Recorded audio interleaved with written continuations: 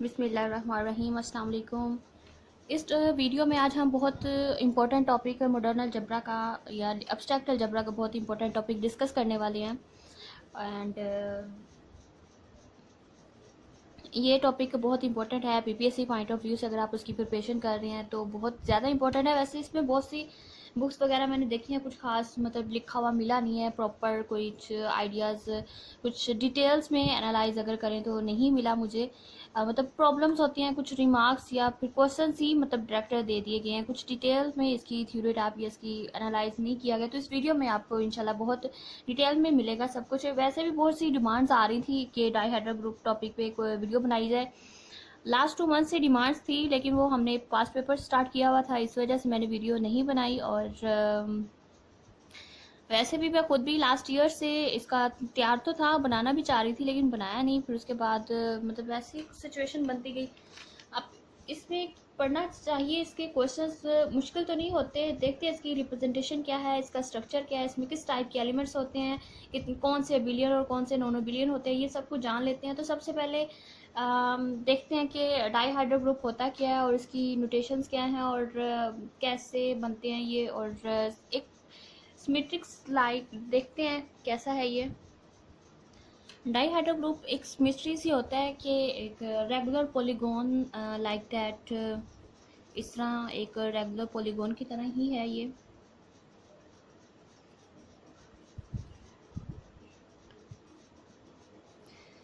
और इसको ले लेते हैं कुछ प्लेन टाइप में। इसको मतलब रोटेट करते जाएंगे तो उतना ही मतलब सेट ऑफ एलिमेंट्स बनते जाएंगे। उन सारे एलिमेंट्स को अगर हम एक सेट में कलेक्ट कर लें तो वो एक ग्रुप बन जाता है जिसे हम डाईहाइड्रल ग्रुप कहेंगे। और सपोज दैट रोटेट करने से थीटा है। और अब इसको ऐसे भी करते हैं कि रोटेट करके फ्लिप भी किया जाता है।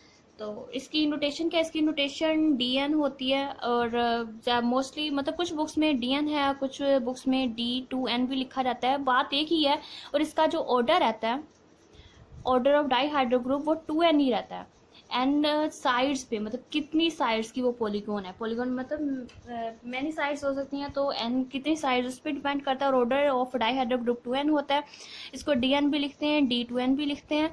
मतलब इसमें कंफ्यूज नहीं होना कि DN लिखा है D2N लिखा है, इसका ऑर्डर आपने 2N ही लेना। और एन साइड्स पे जितनी साइड्स होंगे उतना उस डाईहाइड्रो ग्रुप का ऑर्डर होगा।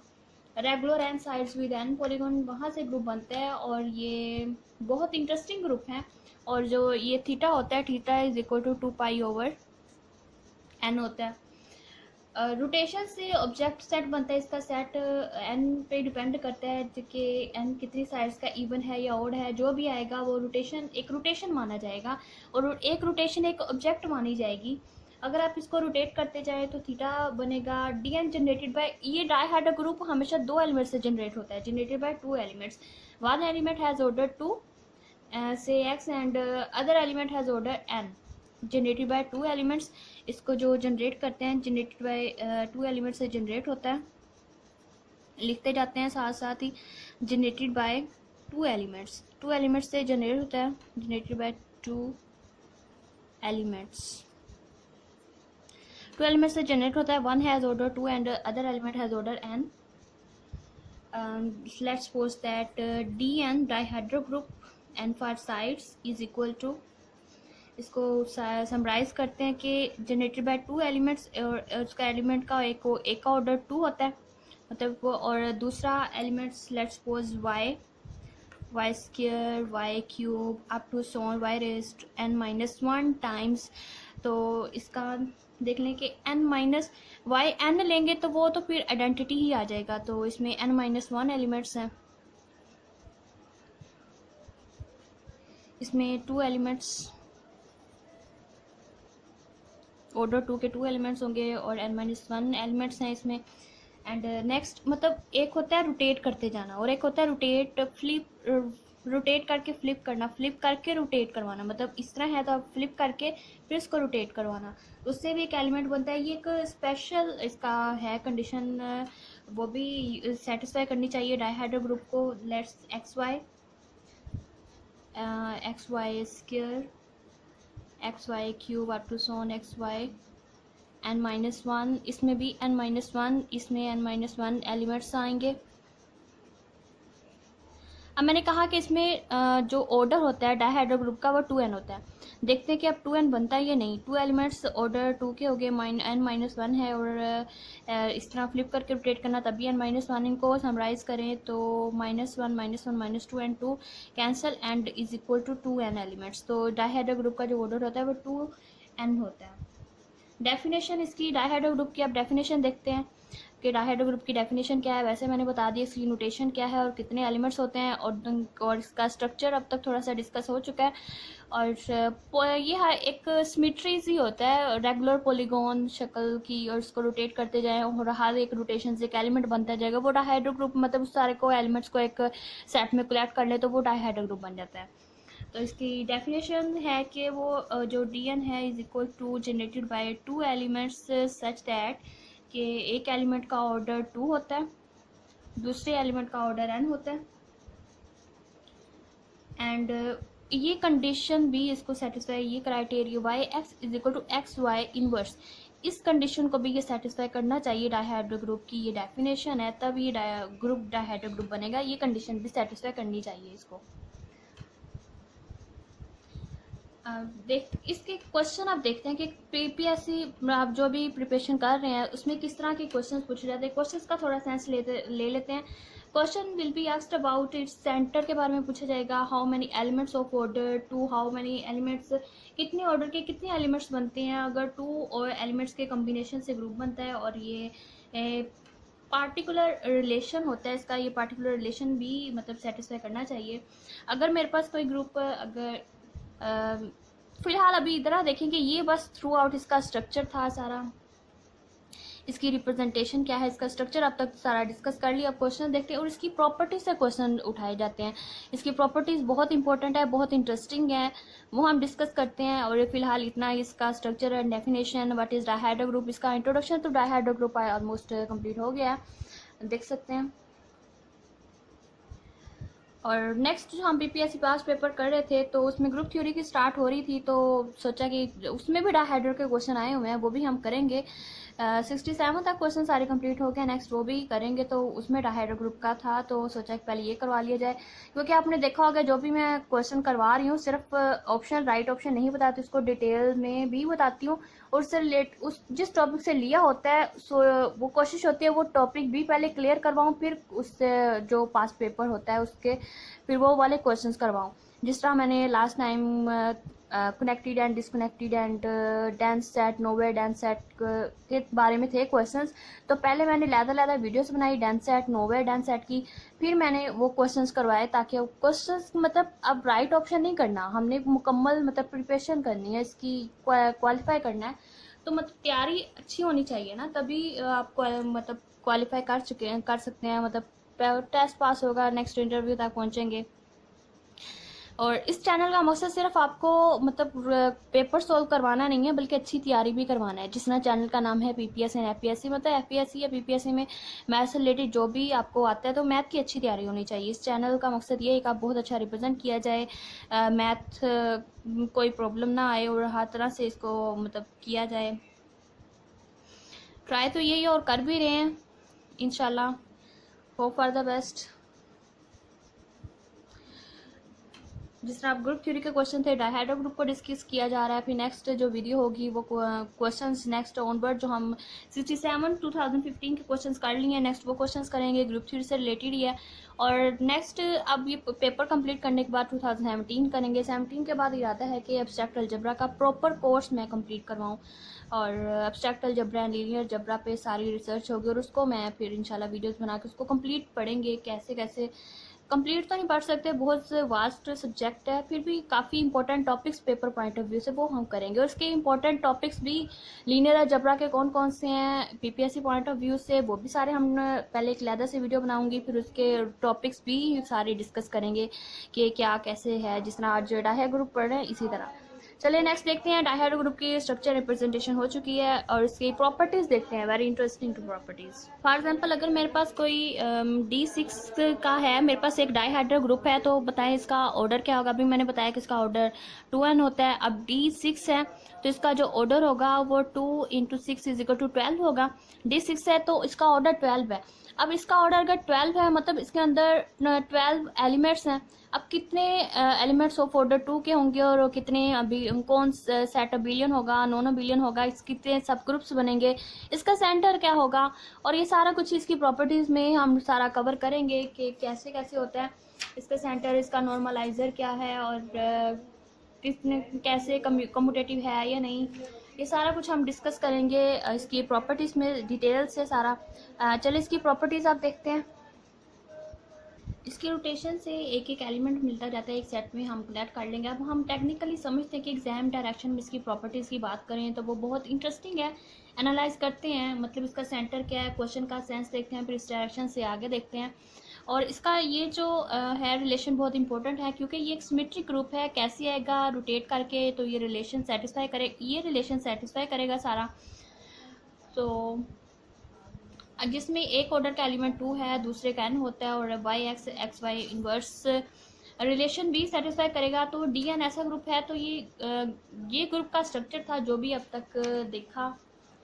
तो अब नेक्स्ट देखते हैं, इसकी प्रॉपर्टीज़ को डिस्कस करते हैं।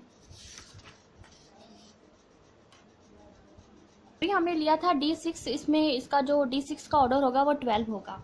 तो इसमें कितने ऑर्डर के कितने एलिमेंट्स बनेंगे, फिर वो लैग्रांज थ्योरम को भी वायलेट नहीं करना चाहिए, क्रोलरी को भी वायलेट, मतलब क्रोलरी भी सेटिस्फाई करे और लैग्रांज थ्योरम भी सेटिस्फाई करे।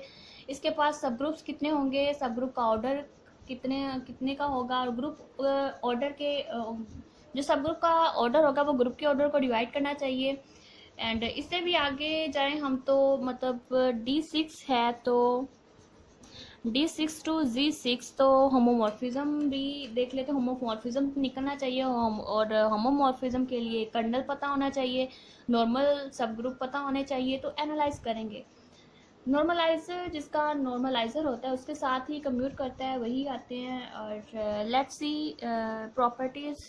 ऐसा कि मैंने बताया कि डाइहाइड्रो ग्रुप 2 एलिमेंट से जनरेट का होता है, और इसका जो फर्स्ट वन प्रॉपर्टी ले लेते हैं कि DN है, और इसका ऑर्डर 2n लिया जाता है, और एक एलिमेंट का ऑर्डर 2 होता है एंड दूसरे एलिमेंट का ऑर्डर n होता है। ये दो ही एलिमेंट से जनरेट होता है। और इसकी जो सेकंड प्रॉपर्टी ले लेते हैं, और इसका जो स्पेशल केस था yx is equal to x y inverse, इस कंडीशन को भी मतलब वायलेट नहीं करना चाहिए, कंडीशन भी सेटिस्फाई होना चाहिए, ये रिलेशन सेटिस्फाई करेगा। ये सारा अगर सेटिस्फाई होगा तो ये डाइहाइड्रो ग्रुप होगा। And third one property that order of x y r is equal to 2 होना चाहिए always for r is equal to 1 to n-1 और n।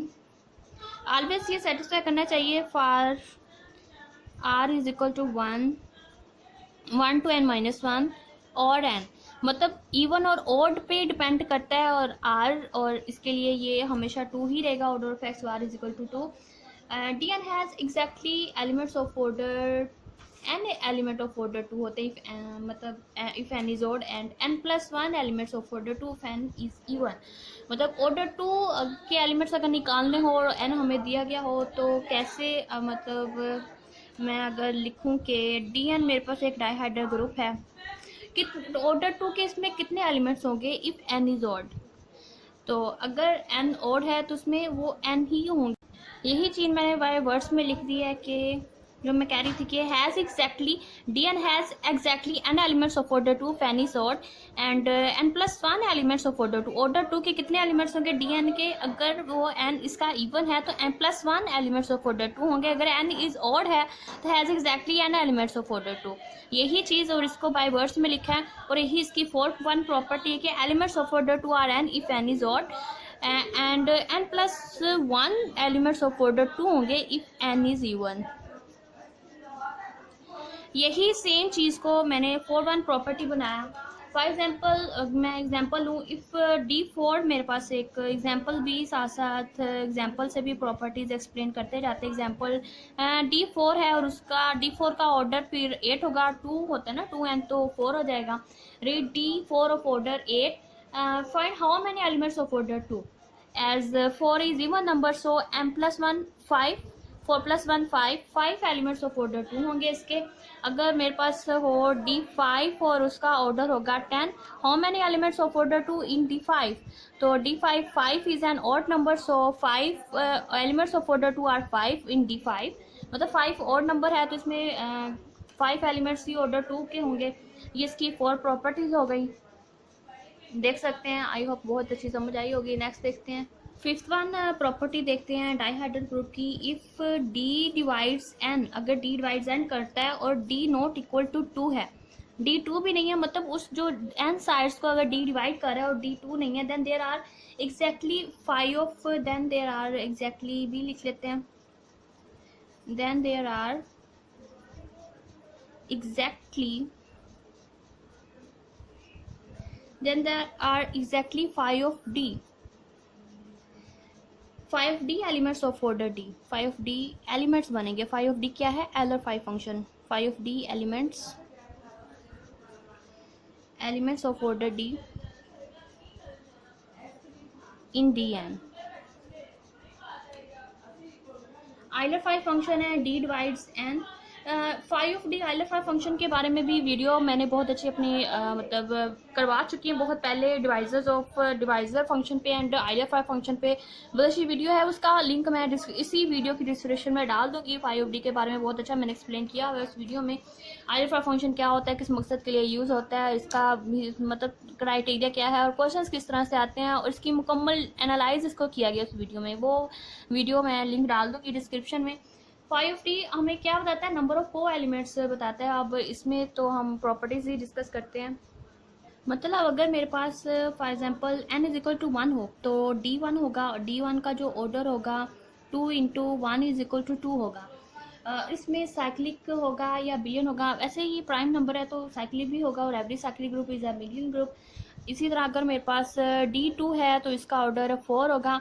अब ये साइक्लिक होगा, बिलियन या नॉन बिलियन। D4 वैसे क्लाइन 4 ग्रुप भी होता है, एंड 4 ऑर्डर का ग्रुप कभी साइक्लिक नॉन बिलियन नहीं हो सकता, और क्लाइन 4 ग्रुप है जो which is a billion and non cyclic. And ये मेरे एचओडी ने वैसे क्वेश्चन पूछा था, वैसे ही मैं एक दिन गई डिपार्टमेंट तो उन्होंने क्वेश्चन किया कि बताओ smallest non cyclic but a billion group. तो तब तो एट द स्पॉट नहीं याद आया था मुझे ये क्वेश्चन।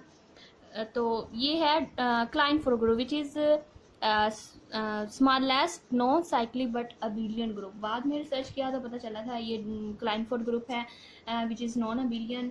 तो अब इसकी 6th वन प्रॉपर्टी देखते हैं next. Dn is abelian for n less than equal to 2। Dn abelian, वैसे ये Dn जो डाइहाइड्रल ग्रुप है नॉन अबिलियन ग्रुप है, but Dn is abelian for, ये अबिलियन होता है for n less than equal to 2। 2 और 2 से कम के लिए ये अबिलियन ग्रुप होता है।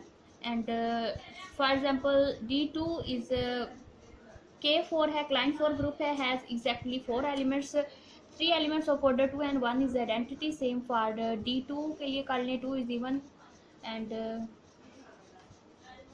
लेस देन इक्वल टू 2 के लिए बिलियन रहेगा, और इसके बाद सारे एलिमेंट्स के लिए Dn जो डाइहाइड्रल ग्रुप है वो नॉन बिलियन ही रहता है। 7 प्रॉपर्टी देखते हैं। 7 प्रॉपर्टी देखें, D2 इज K4 है, Klein 4 group has exactly 4 elements, 4 elements ही होते हैं। और 2 देखें इवन नंबर है, और इवन नंबर के लिए मैंने कहा था कि n+1 करेंगे तो 2+3 एंड 3 एलिमेंट्स ऑफ ऑर्डर 2 बनेंगे, एंड 4 एलिमेंट्स हैं टोटल, 3 एलिमेंट्स ऑर्डर 2 के और 1 इज आइडेंटिटी।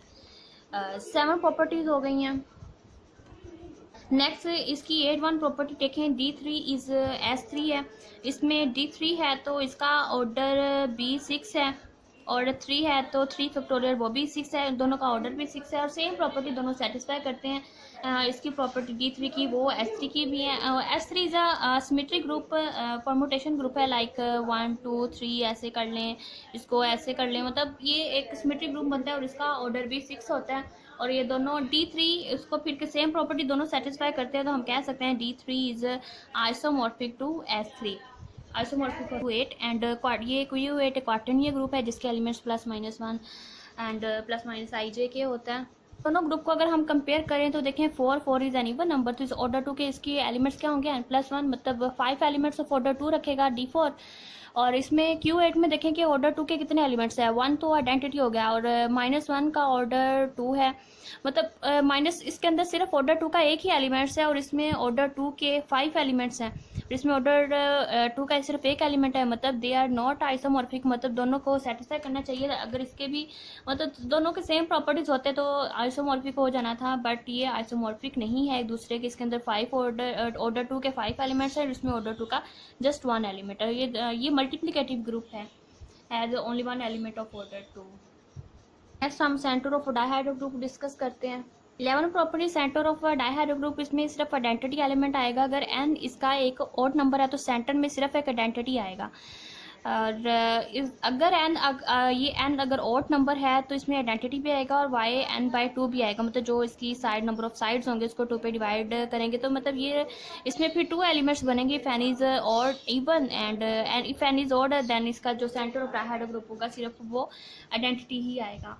इसके और क्वेश्चन डिस्कस करें तो मेरे पास अगर वो D8 है तो इसका ऑर्डर 16 होगा। 16 में मतलब कितने एक तो 1 एलिमेंट ऑफ ऑर्डर 2, 16 एलिमेंट्स होने चाहिए।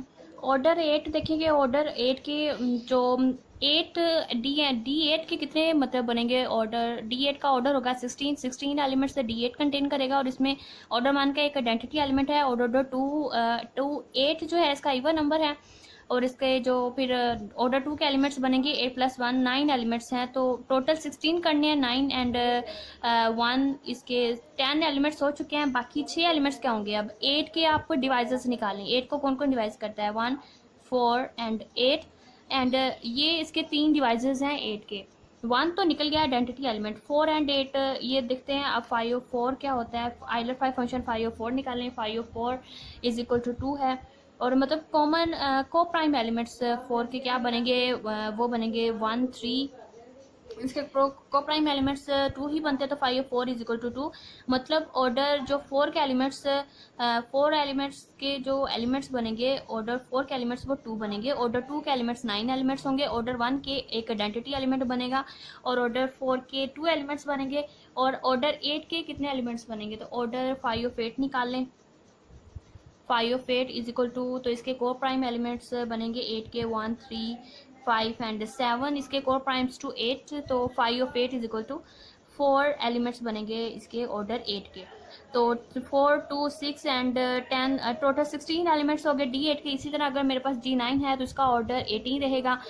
18 है तो ऑर्डर 1 का एक आइडेंटिटी एलिमेंट बनेगा। ऑर्डर 2 के 9 एलिमेंट्स, क्योंकि 9 इज ऑड नंबर तो 9 ही एलिमेंट्स इसके ऑर्डर 2 के बनेंगे। अब इस 9 के आप अगर डिवाइजर्स निकालें तो इसके डिवाइजर्स 9 के बनेंगे 1 3 9। 1 तो आइडेंटिटी के लिए निकल गया। नेक्स्ट 5 3 एंड डिवाइजर्स ऑफ 9 का बनेंगे 1 3 9 डिवाइजर्स बनते हैं। 1 तो आइडेंटिटी निकल गया। 5 of 3 निकालेंगे एंड 5 of 9 निकालेंगे। 5 of 3 अब क्या होगा, 3 के को प्राइम एलिमेंट्स होते हैं 1 एंड 3, तो 2 एलिमेंट्स बनेंगे ऑर्डर 3 के एंड 6 एलिमेंट्स बनेंगे ऑर्डर 9 के। 5 of 9 is equal to 6। Euler function अगर नहीं समझ आ रहा तो आप लिंक मैंने दे दिया डिस्क्रिप्शन में, वो देख लें जाके कि 5 मतलब आइलर फंक्शन कैसे कैलकुलेट करते हैं। तो 5 of n is equal to 6 elements बनेंगे। कोर प्राइम एलिमेंट्स टू 9 कितने बनते हैं, 1 बनेगा, 2 बनेगा, 4 5 7 एंड 8। There are 6 elements. तो टोटल इसके 18 होने चाहिए थे। 9 + 1 10 एंड टोटल 18 देखने बन गए हैं। तो मतलब 18 एलिमेंट्स से DN के बने और जिसमें एक 1 आइडेंटिटी एलिमेंट है। ऑर्डर 2 के 9 एलिमेंट्स हैं। ऑर्डर 3 के 2 एलिमेंट्स हैं एंड ऑर्डर 9 के 6 एलिमेंट्स हैं। टोटल 18 एलिमेंट्स हो गए DN के एंड D8 के। 16 एलिमेंट्स थे, 1 आइडेंटिटी है। ऑर्डर 2 के 9 एलिमेंट्स हैं। और कौन कौन से है ये नहीं है, बस कितने हैं ये इसमें हम बता सकते हैं। ऑर्डर 4 के एलिमेंट्स 2 हैं और ऑर्डर 8 के एलिमेंट्स 4 हैं और टोटल ये 16 एलिमेंट्स हैं।